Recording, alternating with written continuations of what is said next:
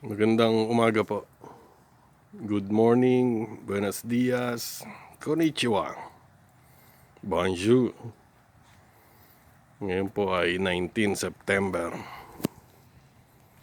Friday. At umulan po dito sa amin. Kauna-unahang ulan after February, March, April, May, June, July, August, September. 8 months. Ngayon lang uli umulan.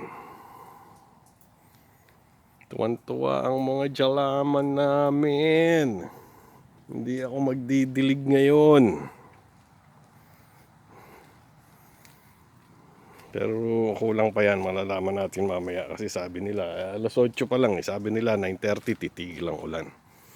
Titingnan ko kung makakasapat yung ulan para hindi na magdilig. Tuwang-tuwa ang mga jalaman ni Rosani at ni Rosario.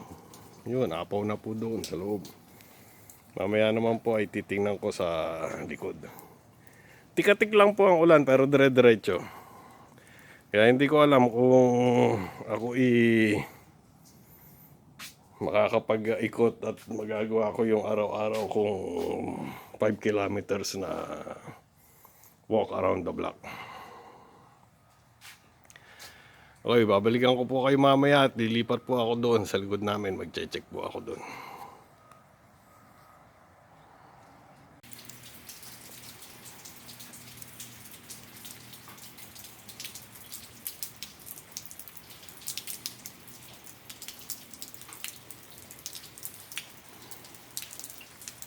Nandito naman po ako sa likod bahay namin at dito po ako nag-check naman. Tuwang-tuwa ang mga jalaman. At baka mamaya iniisip ko po ko, ilalagay ko na yung mga drums dito na pang-collect ng tubig.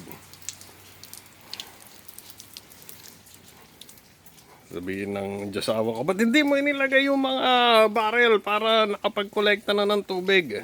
Ibigay muna natin sa lupa para makasok ang lupa.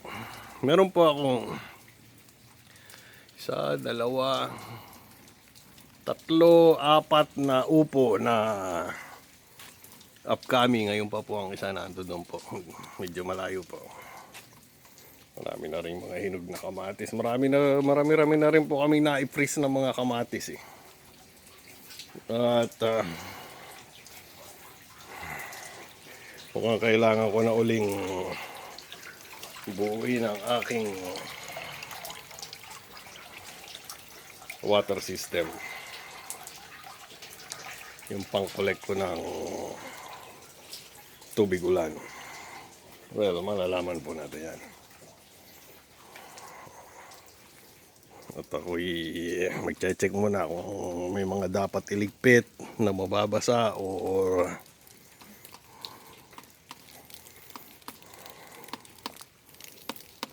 tuwan-tuwa ang mga kakamban yan. Marami silang tubig. Ay. Okay, babalikan ko po kayo mamaya at ako po ay mag-iikot-ikot muna.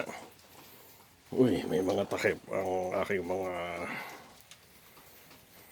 miters. Very good. Uy, may nakaiyukan pa ng ano to, Grand Marnier. Sino kaya tumira niyan? Ubus na. Yung pong aming mga granada ay mga namumula na po. Ilagay ko na kaya itong isang to.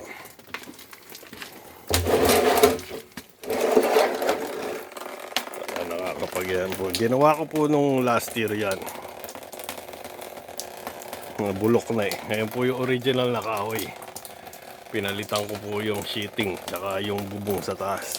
So nilagyan ko alulod para makapag-kolekta ng tubig din dito para sa mga fruit trees naman. Buti na lang, hindi ko pa na-spread na i-open yung umbrella ni Rosario.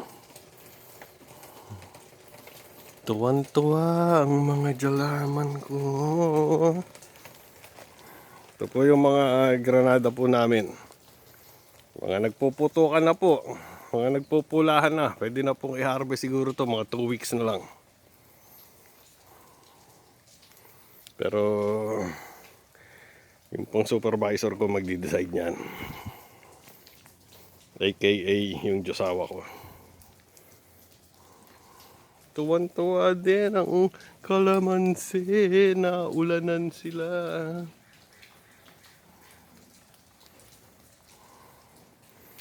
Malapit na rin ako magkalas niyan. Mga November. Mga around Remembrance Day ako magkalas niyan bago mag Thanksgiving. Kasi pagka yung pong December, January, malakas po ang yung po ang panahon ng bagyo dito. Ang lakas ng hangin, mga 50, 55, 60 miles na iaangat niya per hour na hangin na iaangat niya. Baka mapunta sa kapitbahay, makasira pa kami. Kaya kailangan pong tanggalin. Ganun naman po talaga ginagawa ng mga tao dito.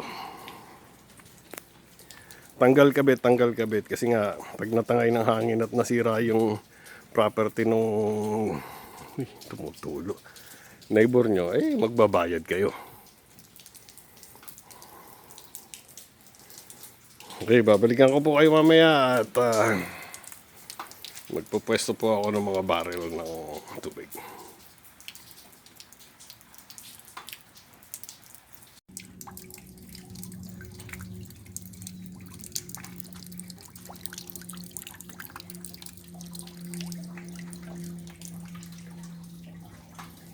Mga balde po muna ang inilagay ko kasi hindi naman daw magtatagal yung ulan, sabi ng Pag-asa ng USA. Dito po pag sinabing uulan. Tapos nakalagay din kung ilang percent. Uy, ano yung lumipad na yun? Lumipad dun. Blue jay. Tatago sa ulan. Tapos sinasabi din po nila kung ano oras magsisimula at anong oras matatapos. Sinasabi din po nila kung ilang balde ang mapupuno. Sana makakumpleto ng pandilig. Pero I don't think makakapuno ako ng isang balde. Kasi parang patapos na. Okay, pasok po muna ako sa loob at mag-aalmusal ako. Mag-aakot pa pala ako na nakapag-akot muna nito. Mamaya na. Mag-aakot muna ako bago ako mag-almusal at mamaya po susunduin ko naman ang Junakis ko. Ewan ko po ano oras makakauwi ang josawa ko at pinadala po doon sa Davis. Medyo malayo. Pero kayang-kaya na naman niyang i-drive yun. Kaya hindi na tumawag ang BMW. Meron po silang hospital na as usual. Trabaho nila i-re-license at i-re-certify doon. Isang team sila tila 8 sila. Palagi naman ganun, isang team sila ng isang team. May police, may lawyer, tapos mga nurses, tapos mga supervisor, may doktor. Para lahat ng magtatanong, may pagtatanungan. Lahat ng magdidemanda, may kakausapin ng lawyer. Ganun po ang trabaho ng asawa ko. Okay, babalikan ko po kayo at magkita-kita po ulit tayo maya-maya.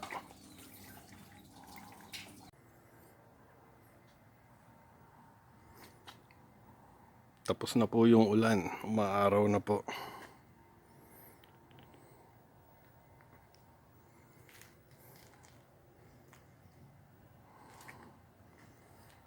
Tulad ng sinabi ng Pag-asa, 9:30 tapos nga. Pero may napansin ako, dumidilaw na ang mga dahon ng persimmon namin at nagbabagsakan na.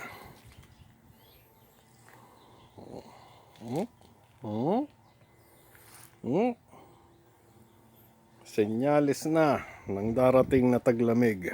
At yung pong pumatak na ulan kanina, parang napaaga. Usually mga mid-October. Pumapatak ang ulan, tapos unti-unti, tapos November, yan na. December, January, yun na. Pero September, parang ngayon ko lang nakitang umulan ng September. Mukhang maaga pasok ng tag-ulan ngayon. Mukhang mapapaaga ang pagtatanggal ko ng mga shades namin. Ang gaganda ng mga bulaklak after nung ulan. Beautiful.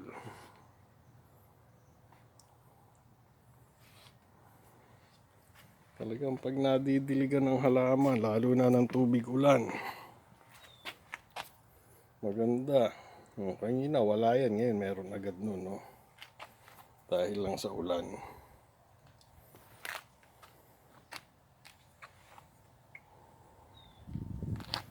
Kaya mag-check naman po ako doon sa harapan. Ayun, pati doon, no, may mga bulaklak.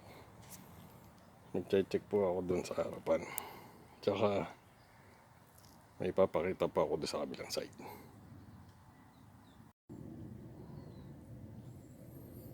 Meron na pong 5. 5 sitaw. Pwede na akong adobong sitaw. Nakakatawa naman. 3 puno po yan eh. O yun, meron pa pala doon. 6 na pala. 6 na yung bunga ng sitaw namin. Sana makarami bago lumatag ang taglamig. Yun, wala pa akong nakikita ang bunga nun. Yung mga apple namin, ito, malalaki na. Pero ang dami na pong bumagsak. Sabi namin, bago mahinog, tila mauubos lahat. Tinutuka ng ibon. Malalaki na. Hindi namin alam kung kailan mag-i-start mahinog. Ay, lilipat po ako doon sa harapan at doon naman po ako mag-check. Marami-rami rin yung naipon na tubig. Ayan, 1, 2, 3, 4, 5, 6 na balde. Maganda-ganda ng pandilig yan sa mga puno.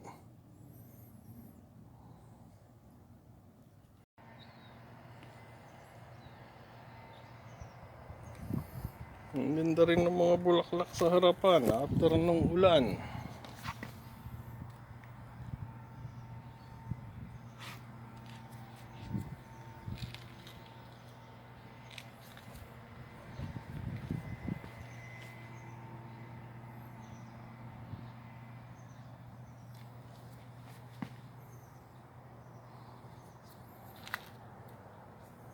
Ito yung myrtle, biglang naglabasan ng mga bulaklak.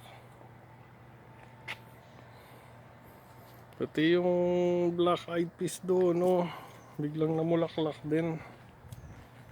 Amazing.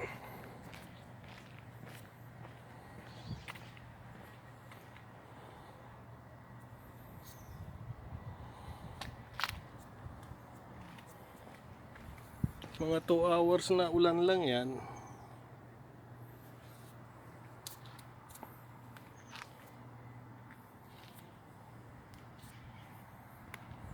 Pati doon sa pakahiwaga talaga ng nature. Yan, tirik na araw, tuyong-tuyo na karsada. Ayan, oh. Labasan na pati mga bulaklak, pati yung rose namin doon. Ayun, may bulaklak din.